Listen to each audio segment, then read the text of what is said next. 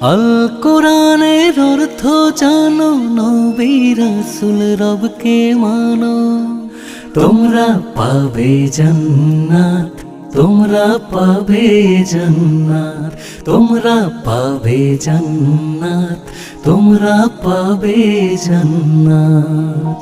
খাস নিয়তে পড়ে নামাজ করলে মোনাজাত, খোদা তাআলা দেন গো তারে অনেক মাগফিরাত। আল কোরআনের অর্থ জানো,